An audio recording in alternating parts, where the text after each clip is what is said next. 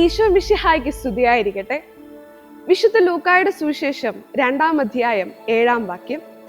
അവനെ പിള്ളക്കച്ചുകൊണ്ട് പൊതിഞ്ഞ് അവർ പുൽത്തൊട്ടിയിൽ കിടത്തി, കാരണം സത്രത്തിൽ അവർക്ക് സ്ഥലം ലഭിച്ചില്ല. സ്വർഗത്തിലെ മഹത്വമെല്ലാം ഉപേക്ഷിച്ച് ഒരു മനുഷ്യ ശിശുവായി ഏറ്റവും എളിയ സാഹചര്യങ്ങളിൽ അവൻ ഭൂമിയിൽ ജനിച്ചു. തിരക്കു പിടിച്ച ബെത്ലഹേമിലെ തെരുവുകളിൽ പരിശുദ്ധ മറിയത്തിന് തല ചായ്ക്കുവാൻ ഒരിടം പോലും ലഭിച്ചില്ല. അവസാനം ലോകത്തിന്റെ രക്ഷകൻ പിറന്നത് ഒരു കാലിത്തൊഴുത്തിൽ. ഓരോ പുൽക്കൂടും ചില യാഥാർത്ഥ്യങ്ങൾ നമ്മെ ഓർമ്മിപ്പിക്കുന്നു. കാലിത്തൊഴുത്തിലേതുപോൽ സുതാര്യവും വിനീതവുമാകണം നമ്മുടെ ജീവിതം. തിരക്കിട്ട നമ്മുടെ ജീവിതത്തിനിടയിൽ നമ്മുടെ ഹൃദയമാകുന്ന സത്രത്തിന്റെ വാതിൽ അവനായി തുറന്നു കൊടുക്കാം. അപ്പോൾ അവൻ നമ്മുടെ ജീവിതത്തെ മഹത്വമുള്ളതാക്കി മാറ്റും.